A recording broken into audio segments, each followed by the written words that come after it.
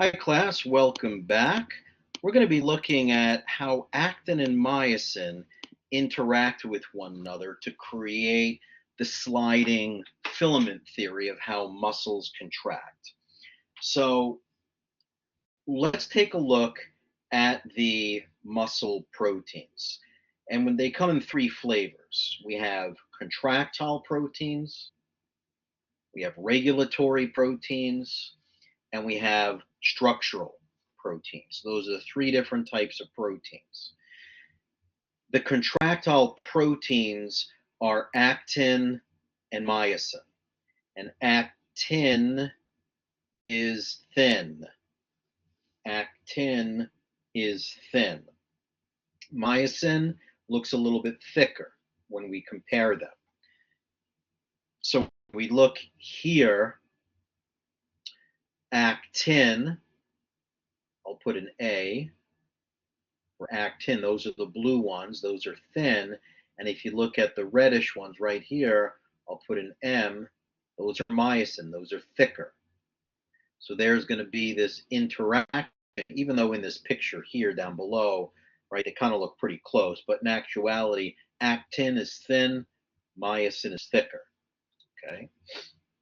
You can see how they interact. As we're going to be discussing now how myosin and these myosin heads, there's lots of heads here, have to interact with the actin above and the actin below, and how these myosin heads interact with this actin and this actin. Okay, that's what we're going to get into now. So the actin and myosin, these are the contractile proteins.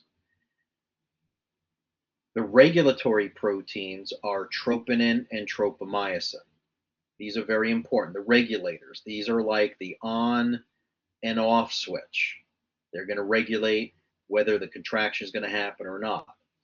And then we have structural proteins that we see here. These are going to deal with more of like the alignment and elasticity of muscle. Now, one of the things that I want to point out here is actin, and over here on this side is myosin. Now, if you look at the actin, it's a bunch of little spheres, right? It's a bunch of spheres like pearls lined up. And in the middle, you can see like there's a dot, right? Like there's this little circular dot in all of those. And those little circular dots, these are called binding sites. They're binding sites.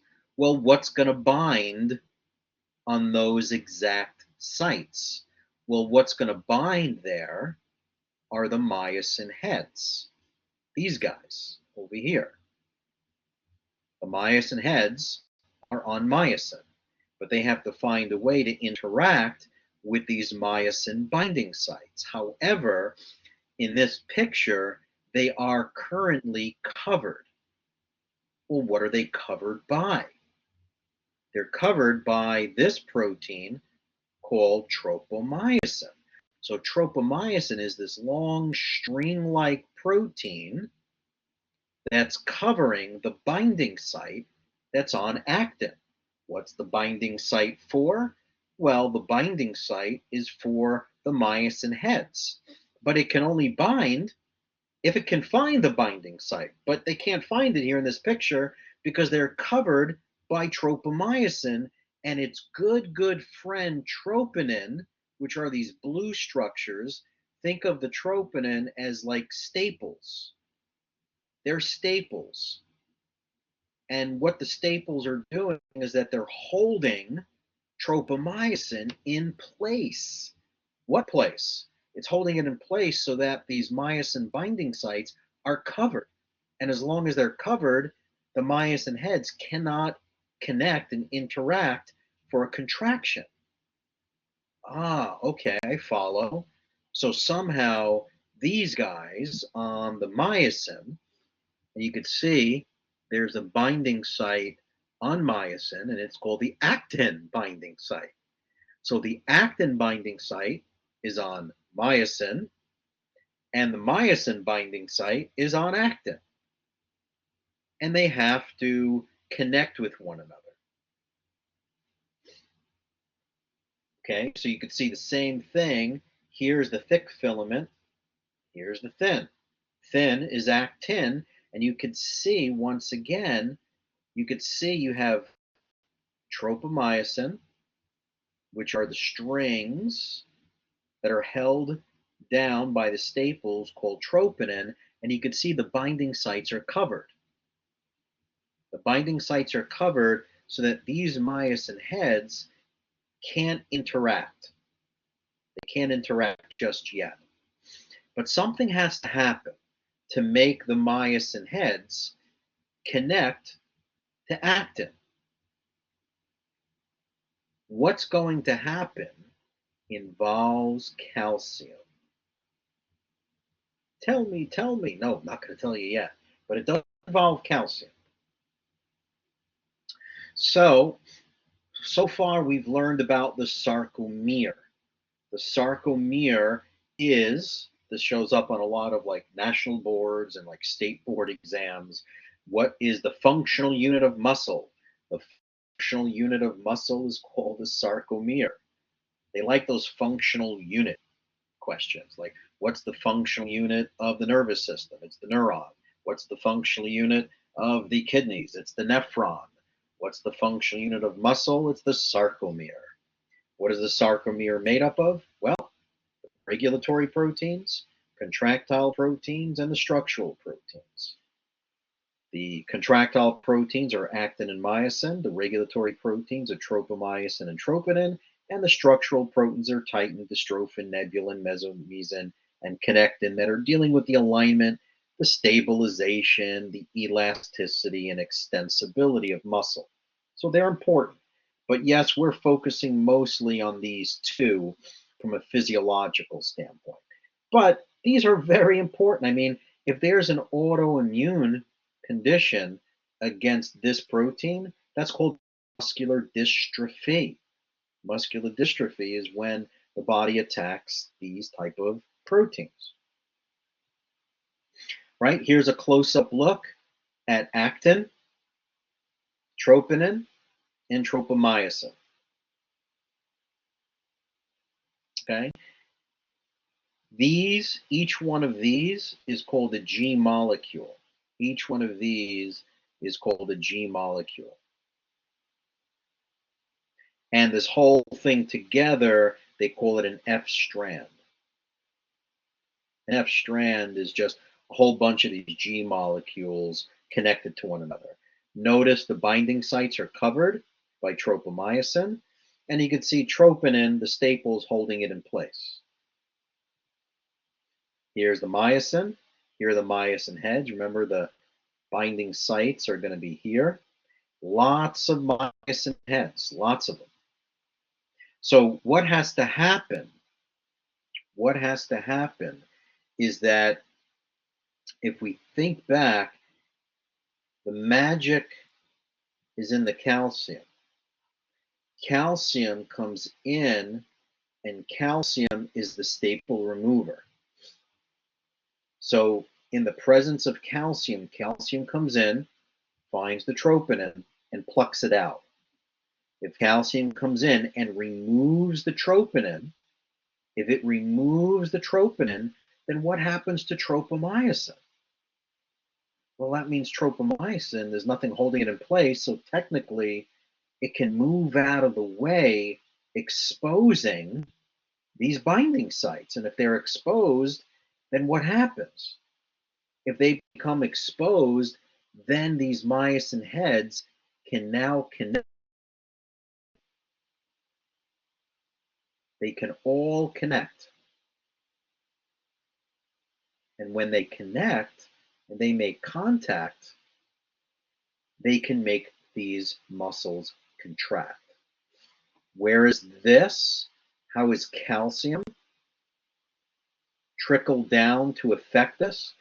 Think of what was that. I'll change the color here for a second, but what was the name of that membrane that was superficial to this? Do you remember what that blue membrane was That blue membrane was called the sarcoplasmic reticulum. And what did that store? It stored calcium.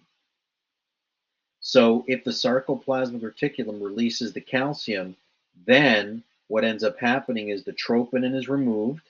When the troponin is removed, the tropomyosin moves out of the way, the binding sites become exposed, and the myosin heads can attach and allow the muscles to contract. So here you have the neuromuscular junction. Here's the very end, the motor end plate. You've got these synaptic vesicles in here. And what is stored in these things are acetylcholine. Let me change this to red. What we have in here, in those vesicles, remember, was acetylcholine. And you got calcium out here that influxes in, releases the acetylcholine, it moves in the synaptic cleft, binds to the receptors. When it binds to the receptors, what rushes in? Lots of sodium rushes in, creates the depolarization or the action potential. It goes down the T-tubule. What touches the T-tubule? The sarcoplasmic reticulum. What does the sarcoplasmic reticulum store? Calcium. There it is. So here's the calcium. It's released. It's going to interact with actin and myosin. The calcium is going to go after what? The troponin. That's the staples. The calcium is the staple remover.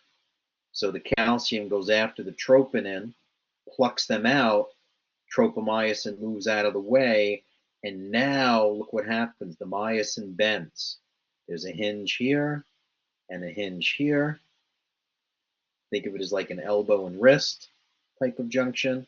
And the hand makes connection, or the myosin head makes connection to the actin at the binding site, and they call this the infamous cross bridge formation.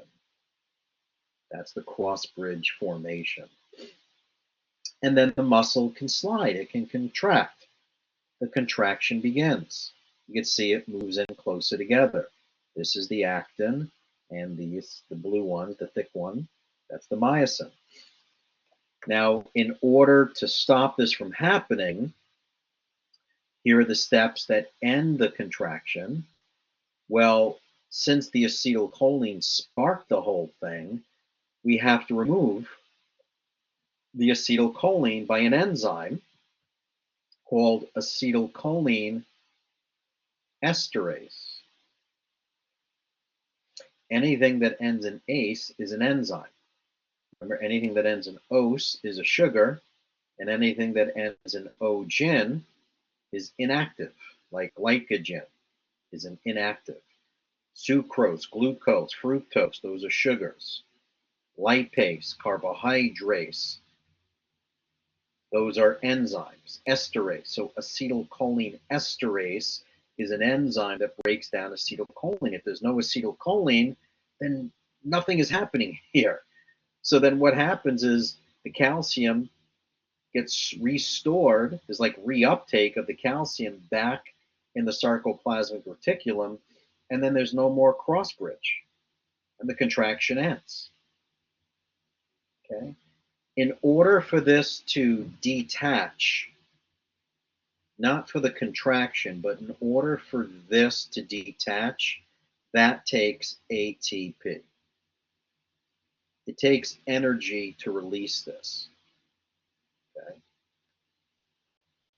So you can review these steps. So steps 1 through 5 go along with steps 1 through 5 on the left for the contraction. Steps that end contraction, 6 through 10, are going to go along with this side, 6 through 10.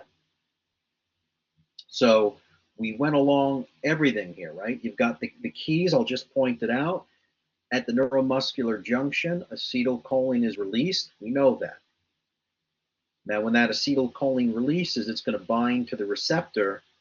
The sodium channels open, You get sodium rushes in that creates an action potential, and it spreads the entire surface of the muscle fiber, entering the transverse tubule. The transverse tubule butts up against the sarcoplasmic reticulum. The sarcoplasmic reticulum is going to release the stored calcium. That calcium, what's going to happen to this calcium? It's going to go after the sarcomere, but it's going to go after the troponin, the staples. When it removes the staples, the tropomyosin complex starts to shift, and that's going to expose the binding site on actin, so that now that cross bridge can form when the myosin head binds to the active site on the actin, so that the contraction begins with these repeated cycles of cross bridge binding, pivoting, and then detachment. And the detachment requires energy in the form of ATP. To end the contraction, that's when the acetylcholine esterase comes into play. It breaks down the acetylcholine so that the sarcoplasmic reticulum reabsorbs and reuptakes the calcium. And the calcium goes back in the sarcoplasmic reticulum. Now the actin and myosin can go back to their resting state, because troponin and tropomyosin go back and they cover the binding sites. Without the cross-bridge interaction, you can't have the sliding filament. So the muscle relaxation occurs. Okay. Myosin pulls on the actin, causing the thin filament to slide inward. And thanks to the structural proteins, right, not the contractile proteins, not the regulatory proteins, but the structural proteins, there's transmission of force throughout the entire muscle, resulting in the entire muscle contraction. Now, what I was saying before was that ATP is needed to release the attachment here. So here, what's happening is calcium, you see it here, calcium came into play. So it went after troponin. So you can see the tropomyosin moved out of the way, and now the binding sites are exposed, so the myosin head is reaching up and it's connecting. Myosin heads connect to actin. Now what you see here is ADP and P. ADP and P. Let's review.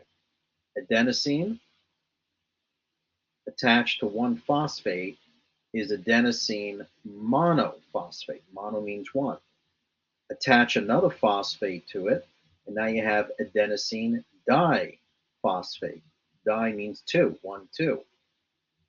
Add another phosphate to it, and you get ATP, adenosine triphosphate, because you got 1, 2, 3 phosphate. So that's ATP. Now the body doesn't want to have lots of ATP hanging around all the time, but the body can have ADP plus a phosphate hanging out next to it. The phosphate that hangs out next to it is typically attached to creatinine or creatine phosphate, CP. So everywhere you see the P, it's really creatine attached to it. It's called creatine phosphate. When the body needs energy, it removes the creatine, and this phosphate attaches here to now make ATP. When the body doesn't need that, then it breaks this down to ADP, and creatine binds to that additional terminal phosphate. All right. So what we have here is ADP. So it's kind of like you have a battery that's waiting to be used. You have ADP and a terminal phosphate, creatine phosphate, just hanging out right here. Now you see that the myosin head attached, and look at the difference at this angle right here, between here and here. You can see it's like the hinge joint bent, like the wrist flipped. And you can see the arrow pointing in this direction, moving it here. Now, once it flicks, We need this to reattach to grab on and flick again. So this is why we see right here, ADP can be converted to ADP. Remember, you have ADP plus the creatine phosphate. When you remove creatine, this phosphate attaches right there, and you get ATP. And the ATP is needed to remove and detach this connection. Once it's used, you don't have ATP anymore. You got ADP. You got one less phosphate. And it can get recharged as long as you have more phosphates around, more creatine phosphate. Okay? So that's the cycle. Think of the myosin heads. It's not just one stroke, right? Think of grabbing onto a rope like a tug of war. If your hands, both your hands are on a rope, and you pull the rope in, and your right hand is pulled in, your right hand has to detach from the rope to grab in front and to pull again. And then the right hand detaches, grabs the rope, and pulls again. Think of that with all of these myosin heads. Okay? When we come back, we'll get into different types of muscle fibers.